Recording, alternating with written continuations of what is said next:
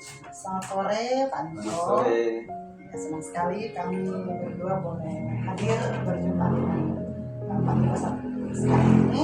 Saya Juni SMP dari Pendidikan Guru Penggerak Angkatan 9. Ya, dan saya Arianto Sandirgo sama dengan Pak Juni, sama-sama di Angkatan 9. Ya. Terima kasih telah meluangkan waktu. Hari ini kami akan melakukan bicara untuk diskusi beberapa hal terkait dengan pengambilan keputusan dalam kasus Milenia. Tentu selama ini sering ada ya kasus-kasus di Milenia yang terjadi dan mungkin Bapak hadapi dan mengambil keputusan di dalamnya. Bagaimana Pak Niko dapat mengidentifikasi kasus-kasus yang merupakan dilema etika dan kasus-kasus yang merupakan rujukan moral? Oke, nah jadi sebelumnya saya sampaikan bahwa posisi saya di kepala sekolah itu baru sekitar 7 bulanan, ya 7 bulanan atau mendekati 8 bulanan. Sebelumnya di sekolah sebelumnya saya adalah wakil kepala sekolah yang memang dalam perannya itu bukan mengambil keputusan, terutama untuk kasus yang besar. Jadi dia lebih ke pelaksana kebijakan dari pelaksana. Sekarang di posisi sekarang di sekolah yang baru sekitar 7 bulan itu ya tentu belum banyak hal besar yang terjadi. Tapi kalau ditanya bagaimana mengidentifikasi apakah itu dilema etika atau rujukan moral, ya saya bersyukur dengan perlengkapan dari pendidikan guru penggerak sebelumnya, ya saya gunakan itu. Jadi kalau ada permasalahan yang di dalamnya terdapat dua nilai kebenaran yang dipertentangkan, maka itu yang disebut dengan dilema etika. Dan itu saya sudah coba terapkan di dalam kepemimpinan saya. Kemudian kalau ternyata masalah itu hanya terdapat satu nilai kebenaran dan itu dipertentangkan dengan sebaliknya, maka itu adalah rujukan moral. Jadi saya melihatnya dari sebaliknya. Ketika tidak ada nilai kebenaran yang harus terjadi dipertentangkan dalam pengambilan keputusan, maka itu adalah rujukan moral. Saya kira itu saja. Terus pertanyaan selanjutnya Pak, bagaimana Bapak menjalankan keputusan tersebut yang Bapak ambil, terutama dalam problematika atau masalah dilema etika? Bagaimana Bapak menjalankan keputusan tersebut? Ya, tentu ketika mau mengambil keputusan, yang pertama ada prinsip, ya, ada prinsip didasari biasanya oleh prinsip-prinsip. Nah, bagi saya pribadi, hal paling di atas yang menjadi prinsip saya itu adalah keberpihakan kepada murid. Ya, jadi keputusan-keputusan itu sedapat mungkin itu apakah dampaknya secara langsung maupun tidak langsung kepada murid itu keberpihakan kepada murid. Baik itu ketika mau membuat sebuah program atau masalah-masalah kasuistik yang mendapati guru, saya selalu mempertimbangkan apa dampaknya kepada anak, apa dampaknya kepada murid ketika saya mengambil keputusan A atau harus mengambil keputusan B. Itu yang pertama. Yang kedua, tentu ada yang kita sebut dengan prinsip pengambilan keputusan. Apakah saya lebih memilih menggunakan aturan atau apakah saya lebih memilih menggunakan rasa peduli kepada orang yang akan dibuat keputusan, atau yang ketiga hasil, ya, dan produknya. Apakah saya mengarah kepada hasil atau itu peraturan atau rasa peduli? Itu juga sangat mempengaruhi ketika akan mengambil keputusan. Dan yang terakhir tentu nilai-nilai yang saya yakini, ya. Jadi nilai-nilai yang saya yakini itu sangat berpengaruh terhadap keputusan-keputusan. Ketika misalnya kita menjunjung tinggi yang namanya kesetaraan gender tentunya misalnya, atau misalnya menjunjung tinggi nilai kasih sayang, integritas, dan sebagainya, itu akan sangat mempengaruhi terhadap pengambilan keputusan yang diambil, keputusan apapun. Saya pikir gitu. Luar biasa sekali Pak. masih sekaitan dengan tadi ya, kalau tadi yang menjalankan, apakah ada langkah-langkah atau prosedur yang selama ini sudah biasa dilakukan? Oke. Kalau prosedur, meskipun saya masih terpengaruh dengan yang sebenarnya langkah itu, tapi biasanya saya tidak menggunakan secara apa namanya lengkap seperti itu ya. Tapi ya paling tidak ketika menghadapi sebuah masalah, ya nomor satu itu adalah yang melakukan analisis dulu. Analisis pertama harus tentukan dulu dia dilema etika atau bukan moral. Kalau dia dilema etika, baru prosesnya harus lanjut. Tapi kalau dia bukan moral, tentu harus memilih yang benar, karena dia kan benar bersalah. Jadi kalau dia bukan moral harus memilih yang benar. Pertanyaannya adalah ternyata tidak sesederhana itu, karena akan ada dampak-dampak tertentu. Gitu ya, kalau saya memilih yang benar, maka pada saat sebelum mengambil keputusan yang kita lakukan adalah bagaimana meminimalisirkan dampaknya. Kalau itu adalah bukan moral. Nah, sementara kalau dilema etika, ketika analisis, setelah kita memutuskan bahwa itu adalah dilema etika, maka saya biasanya minta kita tahu siapa-siapa yang terlibat ya, atau terkait dalam masalah tersebut, apakah guru atau murid atau siapa masyarakat, orang tua dan seterusnya, termasuk siapa yang akan terdampak. Katakanlah seorang guru yang harus membuatkan keputusan. Tapi kan kalau kita bicara soal guru, maka bisa saja pekerjaannya itu berdampak kepada murid, atau berdampak kepada anaknya, atau kepada orang tua, keluarganya. Jadi tidak hanya orang yang langsung, tapi juga terhadap orang-orang yang kemungkinan terdampak, ya, seperti itu. Lalu kemudian tidak lupa tadi memilih prinsip yang mau digunakan, apakah berbasis peraturan tadi atau menggunakan care based ya itu, atau yang hasil tadi. Itu tergantung konteks sebenarnya. Lalu kemudian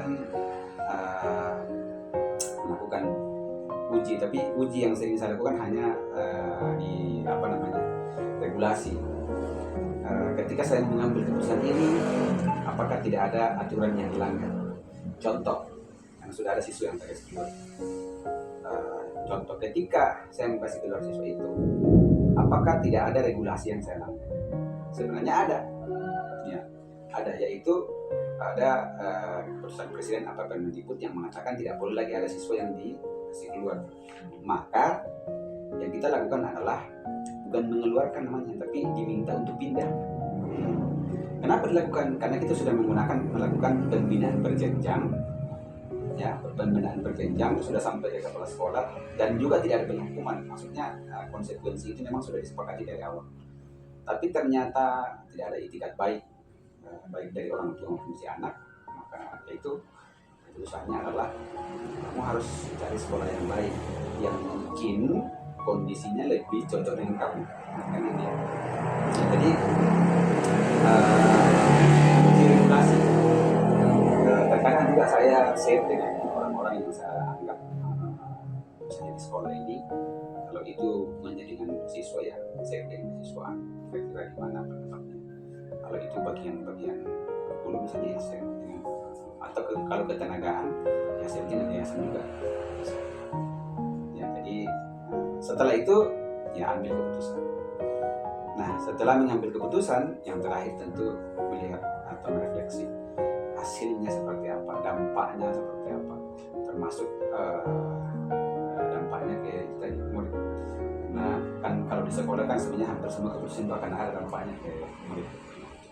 Meskipun sekali lagi keputusan dalam rapat penganggaran misalnya itu kan selalu ada dampaknya. Keputusan tentang hubungan atau relasi dengan badan lain itu akan selalu ada dampaknya. Jadi itu pasti ada. Nah, jadi yang direfleksikan adalah hasilnya apa? Apakah hasilnya sesuai dengan prediksi tadi? Kalau misalnya tidak sesuai, nah berarti harus mungkin ada sesuatu yang perlu diperbaiki pada pengambilan keputusan berikutnya. Nah, jadi itu masuk di publik juga sebenarnya itu kan, di publik juga itu, karena kita akan mendengarkan orang. Tapi bukan keputusan yang ada tidak bisa lagi diralat kan? Dia hanya boleh, pelajaran itu hanya boleh diambil pada keputusan berikutnya. Ya contoh tadi, kalau ada anak-anak yang yang dikasih keluar misalnya ya contoh ya, ternyata ada efek negatifnya misalnya, atau dampaknya terhadap si anak ini. Nah, itu bisa direfleksikan supaya ketika ada nanti kasus yang mirip itu boleh menggunakan pendekatan berbeda. Karena kan semua prinsip itu tidak salah, yang prinsip pengambilan keputusan tidak ada yang salah. Ya, baik Pak. Selanjutnya hal-hal apa saja yang selama ini Bapak anggap efektif dalam pengambilan keputusan, terutama dalam kasus dilema etika ini? Adakah hal yang gitu yang Bapak pernah lakukan? Yang efektif itu adalah ketika menggunakan prinsip-prinsip tadi, langkah-langkah tadi, meskipun tidak selamanya baku seperti itu. Ya. Itu pada kebanyakan kasus, meskipun belum terlalu banyak ya, pada kasus yang muncul membuat keputusannya menjadi memang bisa mendapatkan hasil yang maksimal. Artinya dampak negatifnya berkurang, kemudian keberpihakannya ke murid juga menjadi lebih tinggi.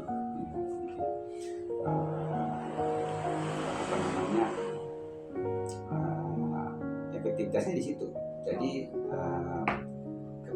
pengambilan keputusan menjadi tidak terlalu sulit ya, tidak terlalu sulit karena itu tadi ada panduan semacam SOP yang tidak tertulis yang digunakan, dan prinsip-prinsip yang melekat tadi, termasuk nilai-nilai yang saya yakini sebagai seorang pengambil keputusan, itu betul-betul menolong kita ya, tidak harus galau dalam mengambil keputusan itu, termasuk yang tadi itu ya. Jadi oke, mungkin masih ada rasa tidak enak muncul, tapi ya kita tidak menyesal karena kita sudah melakukan sesuai dengan prinsip, sesuai dengan langkah-langkah atau prosedur yang tepat.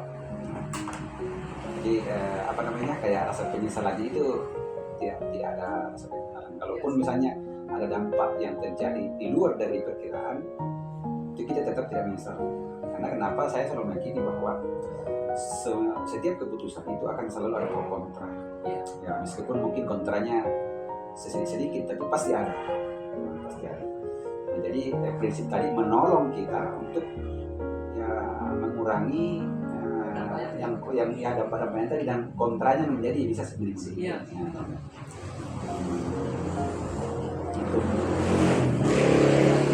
Menarik tadi hal yang disampaikan, masuk ketika ada pro dan kontra, ketika ada dampak, bahkan di langkah-langkah yang dilakukan selama ini, hal-hal apa saja yang selama ini merupakan tantangan dalam pengambilan keputusan pada kasus-kasus ini. Tantangan saya bagi dua ya, dari sisi dari dalam dan sisi internal dan sisi eksternal. Kalau dari dalam pribadi saya mungkin mau mengatakan bahwa level saya untuk mengambil keputusan itu kan baru, jadi tentu masih ada biasanya takutan jadi was-was gitu, terutama pada keputusan yang memang itu tadi terjepit antara dua kebenaran atau juga dua kepentingan, misalnya kepentingan si murid dengan kepentingan yayasan misalnya, atau kepentingan murid dengan kepentingan guru misalnya, individu versus masyarakat ya misalnya gitu, atau siswa dengan teman-temannya kan gitu ya. Nah itu kadang-kadang meskipun saya sudah melakukan prosesnya, tetap saja masih ada keraguan. Kenapa? Ya kan memang butuh waktu juga untuk makin matang ya. Sekali lagi posisi saya sebelumnya di sekolah sebelumnya kan lebih banyak melaksanakan itu kebijakan atau keputusan, bukan mengambil keputusan. Nah sekarang posisi kepala sekolah kan memang harus mengambil keputusan. Itu tantangan internal. Kalau eksternal, saya lebih banyak pada pola pikir orang yang ada di ekosistem sekolah, apakah itu gurunya, pegawainya, orang tua muridnya sendiri, atau masyarakat. Ya, sebagai contoh, ketika kita ingin memberikan kesempatan kepada seorang murid yang melakukan kesalahan, nah orang-orang yang belum memahami tentang keberpihakan kepada murid itu nih orang bilang kita ini sekolah tidak ada nilainya, macam tidak dihargai lah kita. Nah itu yang menonjol, padahal kan kita hanya tidak politik. Nah prinsip saya bilang, kalau itu kesalahannya anak kita biarkan begitu saja, ya memang kita keliru. Tetapi kalau kita memberikan dia kesempatan untuk membuat membuat dia berubah atau menyadari kesalahannya dan bangkit kembali menjadi anak yang lebih kuat, yang lebih teratur, lebih disiplin. Loh, kenapa kita tidak tempuh kalau ada cara itu? Nah, gitu ya. Jadi akan ini satu hal, dan ketika kita melakukan itu dan orang ini kita biarkan orang-orang ini tetap mempunyai pikiran seperti itu, dampaknya ternyata tidak bagus. Ya, maka saya biasanya menggunakan komunikasi. Jadi penjelasan kan banyak orang bilang ngapain menjelaskan sesuatu kalau orang tidak paham. Saya bilang itu bentuk dari komunikasi supaya orang ini bisa sepola pikir dengan saya, se-mindset dengan saya. Ya udah, saya harus komunikasikan kenapa saya mengambil keputusan itu, apa pertimbangannya, dan kemungkinan dampak apa yang bisa ditimbulkan. Itu disampaikan supaya dia gitu. Karena kalau tidak, dia akan tetap dengan pikirannya, saya akan tetap dengan pikiranku, dan lama-kelamaan dia akan bilang tidak benar. Padahal karena dia tidak paham. Mungkin itu sih kalau menurutku, itu dari segi guru juga, bisa juga dari segi siswa. Pernah itu siswa menjawab saya, Pak, itu kalau anak terlambat harus dihukum. Saya bilang, apa yang kamu maksud dengan dihukum? Ya itu Pak, suruh dia untuk apa kita melakukan itu? Supaya dia takut terlambat. Oh oke, terima kasih saran. Tapi saya punya prinsip yang berbeda. Saya bilang, jadi dibiarkan saja Pak. Tidak dibiarkan. Ada proses yang dia harus lalui, dan dia harus tahu bahwa ada konsekuensi. Ada konsekuensi dari setiap tindakan. Tapi bukan yang menghukum. Ada cara lain. Nah, gitu. Jadi awal-awal saya datang itu banyak, bahkan anak-anak yang pintar itu banyak yang mendebat saya soal itu. Itu nih Pak, tidak mau mendengar anak karena hukum. Jadi itu kesempatan malah bagi saya untuk menjelaskan. Kesempatan bagi saya untuk menjelaskan itu. Itu tadi yang sangat komunikasi. Karena kalau saya biarkan dia dalam ketidakpahamannya, ya kapan selesai ini masalah ini? Terjebak dalam pikiran. Oh iya. Nah jadi kadang-kadang malah ketika dia mengalami sesuatu yang tanda kutip masalah juga, di situ saya masuk. Ini yang saya maksud. Kamu senang nggak kalau dihukum? Tidak Pak. Nah ini. Iya. Kayaknya paham juga. Iya. Tapi memang itu pelan-pelan. Seperti itu. Jadi tantangan paling saya itu mindset. Apapun yang saya coba lakukan itu tantangan nomor satu itu mindset. Siswa guru terutama. Kenapa? Karena gurunya adalah teladan kan kepada mereka. Jadi ketika kita melakukan itu ke siswa, tapi gurunya sendiri tidak melakukan itu, nah keteladanan yang dilihat dengan teori yang kita sampaikan berbeda. Siswa malah bingung. Ya Pak Dosen bilang apa, guru bilang apa, lakukan apa, gitu ya. Selanjutnya, apakah Bapak memiliki sebuah jadwal atau schedule dalam menyelesaikan sebuah kasus, atau adakah atau langsung diselesaikan Pak saat itu juga ketika ada kasus? Ya, saya sih tidak membuat jadwal tertentu, tapi saya juga menghindari untuk langsung responsif.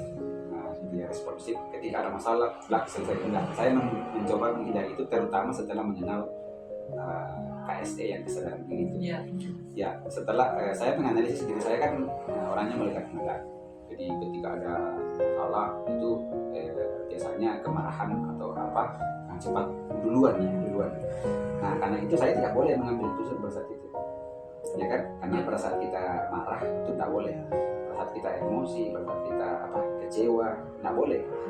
Maka mindfulness kan, kesadaran diri. Nah, setelah kita bisa mindfulness dan kemudian bisa berpikir jernih, menganalisis kembali tadi yang kita nampak itu, melakukan analisis, baru kemudian mulai proses pengambilan keputusan. Jadi kadang-kadang saya ambilkan jeda, gitu ya,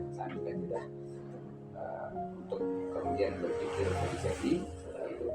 Karena memang pengalaman saya ketika kita responsif biasanya banyak yang salah. Banyak yang salah itu kalau kita responsif. Sering dalam keluarga pun ketika misalnya ada masalah dengan pasangan atau anak misalnya, kebanyakan itu masalah itu karena kita mengambil keputusan pada saat marah atau kecewa. Nah, jadi ya betul sekali itu teknik mindfulness itu. Iya. Iya, Emosi. iya. Dalam pengambilan keputusan dalam kasus-kasus dilema etika ini, adakah seseorang atau faktor-faktor yang mempermudah atau membantu di dalam pengambilan keputusan? Kalau seseorang itu saya pribadi dipengaruhi oleh orang tua, dan ini kebetulan Pak Haji kan saya satu sekte ya, dengan prinsip-prinsip yang ada di pelayanan kantor organisasi. Itu kalau sosok ya. Tapi kalau tools ya saya bersyukur diperlengkapi dari pendidikan ini. Saya merasa 10 modul yang ada itu saya gunakan, saya coba semua terapkan, dan itu komitmen saya yang saya ambil ketika saya mulai di pembekalan yang praktik waktu itu. Ada kan di akhir itu ada komitmen. Apa komitmen yang kita melakukan tentang hasil dari pelatihan? Saya bilang saya komitmen untuk melakukan semuanya, mencoba mempraktikkan semuanya itu, modul-modul itu, dan betul-betul menolong. Jadi bukan cuma modul 31 pengambilan keputusan, 32 juga aset, 33 nanti program berdampak kepada murid, 14 budaya positif, 11 bagaimana kita kepada murid ya, keberpihakan kepada murid, 12 nilai-nilai dan peran guru, 13 visi yang kemudian 21 diferensiasi, tapi setelah tidak jadi guru ya mulai berkurang kan. Tapi saya gunakannya kepada guru. Jadi saya tidak menuntut hal yang sama dari semua guru. Saya diferensiasi juga mereka. Saya diferensiasi juga mereka. Kemudian modul 21 PSE itu malah kemarin di Bintek kami di awal saya ambil satu sesi 2 jam itu untuk membahas dengan teman-teman, termasuk mereka lakukan simulasi bagaimana menerapkan KSE di dalam kelas. Lalu coaching ini yang paling sering saya pakai ketika saya praktikkan di sini dengan teman-teman.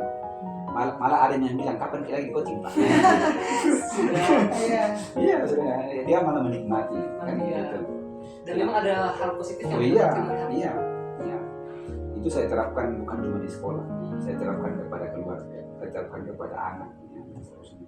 Jadi saya bersyukur dengan seperangkat itu, tools-tools seperti itu memudahkan kita dalam pengambilan keputusan. Jadi dia saling terkait semua ceritanya, saling terkait semua ini materi-materi yang dipelajari, dan itu tadi. Jadi keputusan itu dipengaruhi oleh nilai-nilai modul 1-2 kan.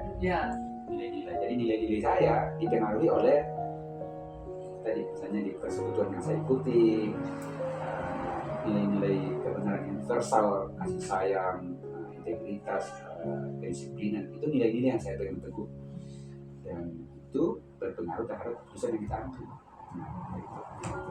Jadi sudah luar biasa dekarnya Bapak ya dalam mudah-mudahan tinggal konsistensinya itu melakukan, dan kemudian karena kan tidak ada itu kasus yang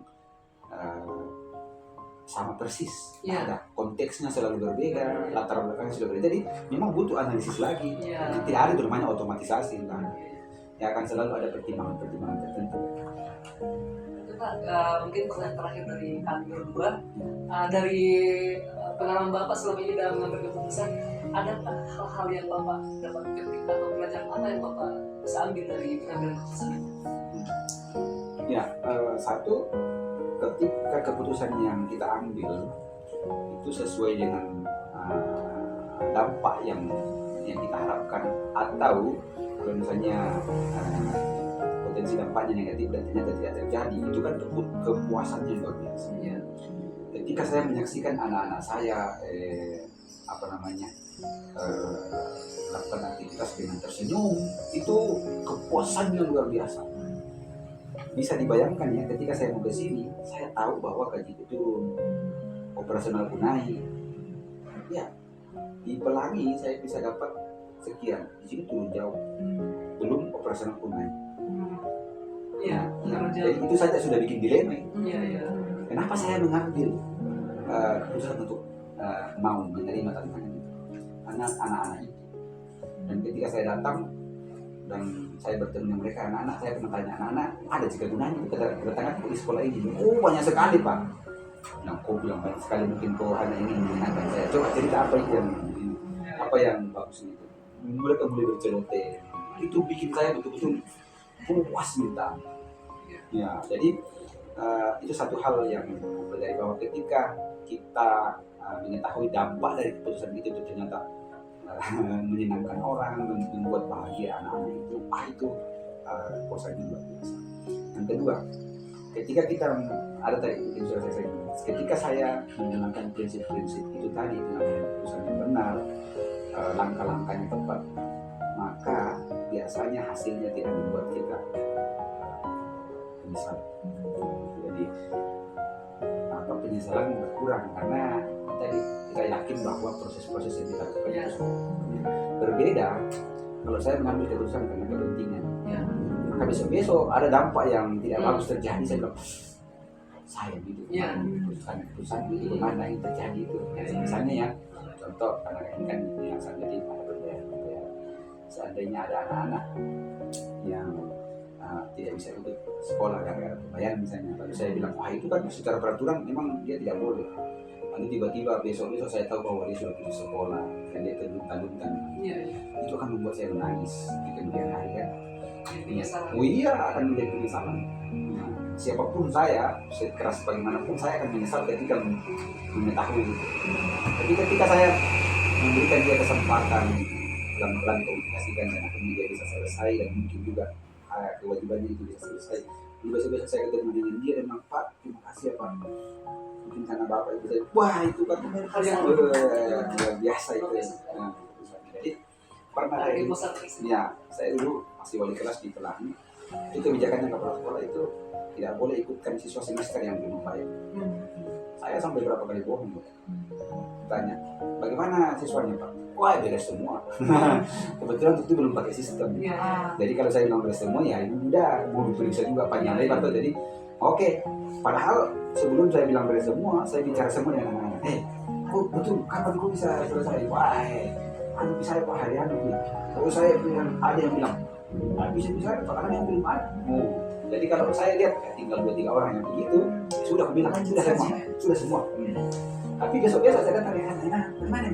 Ada di Pak, belum besok di pokoknya sudah kayak itu jadi komunikasi itu saya bangun dan ternyata berhasil. Artinya anak-anak itu kemudian itu yang sekarang sering hubungi, ada yang bilang, Pak pindah mau pindah. Tidak pindah juga, itu cuma kasih sekolah saya. Jadi karena anak-anak itu yang itu tadi kita perhatikan. Jadi mereka yang merasakan. Iya, mereka yang merasakan. Dan itu tadi kan dilema juga itu kan, antara melakukan peraturan dengan menolong ini anak kasihan. Tapi bagaimanapun kita kebaikan dari anak itu. Keberpihakan demi mereka bisa tetap belajar. Jadi kepuasannya itu dan kemudian mengurangi rasa penyesalan. Dan itu akan nantinya akan berdampak juga ke hal-hal yang lain lagi. Satu lagi yang terakhir barangkali, karena ini yang saya pelajari bersama Pak Firman di persetujuan bahwa konsistensi integritas itu harus dijaga. Dan kemudian saya semakin menyadari bahwa orang-orang kan kadang-kadang bilang, itu saya takut itu kalau saya lakukan kebenaran saya menjadi dicuekin dan ternyata tidak terjadi. Tidak. Saya mengambil keputusan yang tidak populis juga tidak. Orang-orang juga akhirnya bisa menerima. Apalagi kalau itu demi anak-anak, mereka pun bersukarianya minta ampun. Jadi kadang-kadang itu kita hanya takut, tapi ternyata setelah kita mengambil keputusan yang tepat itu ternyata tidak. Orang-orang akan terbiasa, orang-orang akan terbiasa. Malah nanti ada saya ganggu kemarin ya, saya bilang itu kalau demi karena proses politik ini saya ini diganti jadi kepala sekolah, saya terima ada semua jangan Pak. Iya karena teman-teman mulai klik mereka merasakan bahwa itu pelayanan yang Bapak kasih sudah maksimal, mereka takut. Saya bilang begini teman-teman, tolong kasih saya kerjaan yang terbaik. Kenapa? Saya juga memberi yang terbaik. Maksudnya gimana? Kalau dari perhitungan SPP kami per bulan itu kami hanya bisa dapat 40 juta per bulan, sementara gaji guru saya per bulan guru PKU 60 juta. Mampu dari mana saya 20 juta? Ya saya harus yang lakukan yang namanya manajemen anggaran. Jadi ada namanya uang ujian, ada namanya uang semester. Itu saya kelola lagi. Jadi tidak semua dihabiskan demikian. Saya nak coba sedikit, tambahkan di gaji. Ada uang apa? Iya uang apa? Ambil sedikit tambahkan di gaji. Ada kemungkinan di dana bos. Oke masukkan. Nah masukkan. Jadi tapi itu tadi sesuai peraturan enggak. Jadi kalau teman-teman yang sudah PNS nggak bisa, Ya. teman-teman yang sudah sertifikasi nggak bisa. Jadi kalau dia honor boleh. Nah, itu saya akhirnya juga dan kemudian saya bikin kebijakan. Pokoknya kan kalau di sini kan kerja dulu baru dibayar. Ya. Tetap daripada gaji bulan 1 diterima bulan 2. Tahu enggak bahwa kita itu bisa sampai tanggal 30 bulan 2 baru bisa gajian bulan 1. Ya, dari sebelumnya. Nah, saya bikin kebijakan. Pokoknya saya tidak mau bayar gaji itu lewat dari tanggal 20. Kan kami tergantung dari pembayaran anak. Iya. Tergantung. Nah, terus gimana kalau kita sudah mendekati tanggal 20 tapi belum ada uang? Bilang sama saya punya uang. Nah, rupanya hal-hal seperti ini itu tadi kan orang takut biasanya. Hal seperti ini yang saya lakukan ternyata itu mendapat simpati. Jadi teman-teman iya Pak. Jadi sekarang saya malah bilang tanggal 20 mungkin di bulan 1 semakin ke atas semakin turun. Ya, jadi mungkin nanti tanggal 5. Ya. Nah, gitu. Jadi apa namanya? Tadi bagaimana saya belajar bahwa kadang-kadang kita terlalu takut. Nah, ternyata justru ketika melakukan pengambilan keputusan sesuai dengan prinsip-prinsip tadi, nilai-nilai yang kita tadi, ternyata itu justru bisa diterima. Mungkin akan ada hal yang masih sulit diterima, tapi kebanyakan akan bisa diterima. Karena hasilnya juga positif Ya, makanya. sama dengan transparansi keuangan. Awalnya itu kan bikin dilema. Iya. Ya, tapi saya bilang nggak ada cara lain. Saya ingin membangun yang namanya trust. Jadi kita punya pengelolaan keuangan itu terbuka untuk semua guru dan pegawai. Mereka boleh lihat itu uangnya masuk apa saja dan kalau dia keluar apa saja. Ya, jadi termasuk di dalam bos. Kalau ada pengkondisian itu diapakan itu tidak boleh satu orang yang ambil. Nah, karena memang terus terang itu ada saya cerita sama teman-teman yang berharapan tadi. Ya mungkin itu rujukan moral, tapi bagi saya antara rujukan moral dan dilematika saya bikin kategori yang ketiga, yaitu apa? Nah, itu tadi misalnya waktu itu anak pramuka saya mau kegiatan, ternyata di APBS tidak ada ruangnya, tidak ada uangnya. Saya periksa angkas, tidak ada pos, tidak ada dianggarkan. Yang saya bilang hentikan di kegiatan. Ya, saya nggak mau dong karena saya suka kalau mereka di kegiatan. Mau juga minta dana keluar lewat donatur, sudah selama. Caranya gimana? Saya bilang sama operator, boleh nggak kita lakukan revisi angkas? Belum waktunya Pak. Apa yang saya lakukan? Saya bilang tetap dipertanggungjawabkan sesuai dengan angkas, tapi uangnya pakai untuk pramuka. Saya kasih dulu. Saya oke, secara prosedural saya keliru, ya kan? Karena saya melanggar prosedural. Tapi secara kebenaran saya nggak keliru. Saya nggak keliru. Iya, malah itu berarti. Jadi ada dilema kan di sana? Ada dilema. Jadi orang-orang yang tidak berpihak kemana murid akan bilang repot itu, dibatalkan saja. Kan? Iya, tapi sekali lagi keputusan itu ketika anak-anak saya berikan mereka HT. Jadi timnya itu kayak tim profesional sekali. Itu ada di situ yang menjaga pintu, ada koordinatornya itu tidak pergi lari-lari ya tinggal ngomong. Gimana ini teman? Ketika saya lihat itu, puasnya minta ampun. Puasnya minta ampun ketika anak ini berkembang. Saya suka sekali ada anak itu dari Pramuka CB. Ini sekarang dia datang ke sini sekitar itu yang jadi ketuanya waktu itu. Saya bilang coba saya waktu sekolah sudah kayak kamu, ini sekarang saya jadi padi. Luar biasa caranya memimpin. Itu bikin pos saya minta. Seandainya waktu itu saya tidak berani mengambil itu keputusan itu, ya dia tidak punya peluang untuk mengalami sensasi itu ya. Bagaimana dia malam itu kami bikin hati unggul ya. Bagaimana mereka bikin Kita tidak akan mengalami hal seperti itu. bikin renungan dan teman-temannya itu tergugah, menangis sampai pingsan. Itu tidak akan terjadi seandainya waktu itu saya bilang, udah deh, nggak ada uang, selesai saja. Iya kan? Iya. Maka dan itu saya buka juga ke teman-teman. Saya bilang, tidak ada bos, dianggarkan begini dan dilakukan begini, uangnya dipakai begini. Iya. Itu ada. Jadi dicetak oleh bendahara dan ditaruh di meja ruang dia. Termasuk kalau pernah saya ambil uang, saya tulis untuk apa? Oh saya ada operasional, tidak mungkin saya pakai uang pribadi untuk kalau saya ketemu dengan misalnya teman-teman yang KKS di sana. Kok ibu saya sudah dipotong kok bilang sih. Iya. Ya, jadi seperti itu. Jadi termasuk ketika ada teman-teman yang loyal sekali misalnya, tapi gajinya sedikit sekali, lalu saya mau kasih, kita berterima kasih. Itu saya ambil dari sana, tapi tetap tertulis. Iya.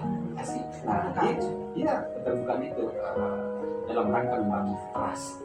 Nah, itu yang saya bilang sama yayasan. Kalau saya lakukan itu yang permintaan ini, itu yang aku coba bangun selama dengan bulan sini rusak semua. Rusak semua. Orang akan bilang, oh ternyata pencitraan di balik. Dan akan berdampak jangka panjang.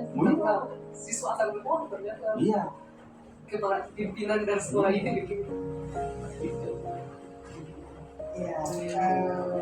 Banyak hal yang kita bisa pelajari hari ini. Sebenarnya masih banyak hal yang ingin tahu lebih jauh lagi, tapi kami berharap di lain kesempatan kita juga bisa tetap memberikan waktu yang boleh. Ya, banyak hal yang kami dapatkan dari wawancara ini. Informasi-informasi yang Bapak berikan sangat edukatif dan membuka wawasan kami sebagai CGP dan akan menjadi dekatan ke depannya Pak. Ya. Dan mengambil keputusan. Terakhir ya, ada tadi dari harapan bilang, mohon maaf Pak, saya mengganggu waktunya. Saya bilang, Pak, saya tidak menganggap itu sebagai gangguan. Karena saya menganggap bahwa pertemuan kita itu adalah sebuah investasi bagi saya. Investasi kalau investasi surga ya tadi kalau saya bukan. Investasi yang saya maksud adalah kalau apa yang kuceritakan itu menginspirasi teman-teman, kalau teman-teman lakukan di sekolah, atau mungkin suatu saat Tuhan izinkan juga untuk menjadi seorang anak sekolah, kita tidak tahu bagaimana masa depan. Lalu teman-teman terinspirasi dan melakukan hal yang sama, itu yang maksud investasi. Itu yang maksud investasi. Saya tidak perlu mendatangi semua orang untuk kemudian mengatakan ini loh yang benar. Tapi ketika saya bercerita, kalau teman-teman menangkap itu, lalu kemudian melakukan hal yang sama, itu yang maksud investasi. Ya, investasi. Ya. Terima kasih Pak. Sekali lagi. Terima kasih.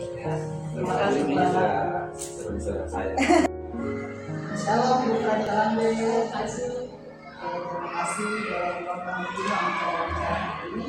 Akan saya dan kita lebih bergerak dengan 9 proyek utara.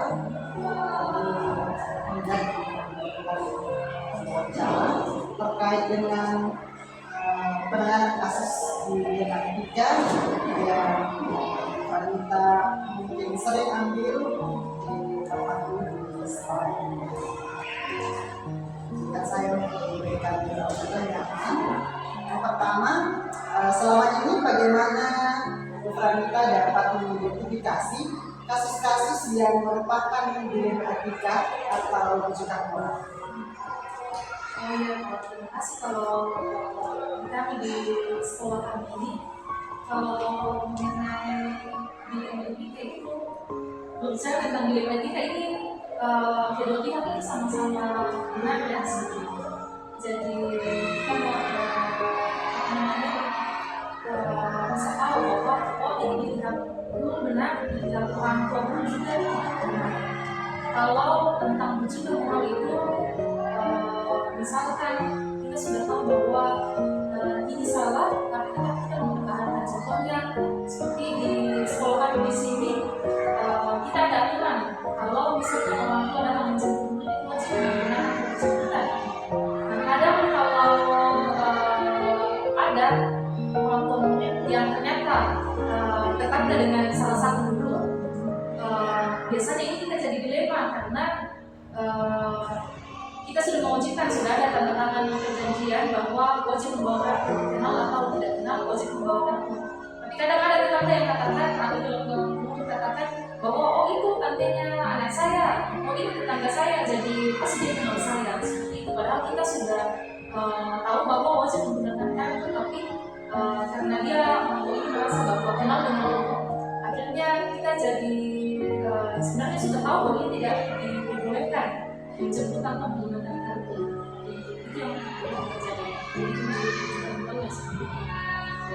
saya selalu mengidentifikasi mana yang kita, mana yang normal, suka dengan berbagai macam berbagai.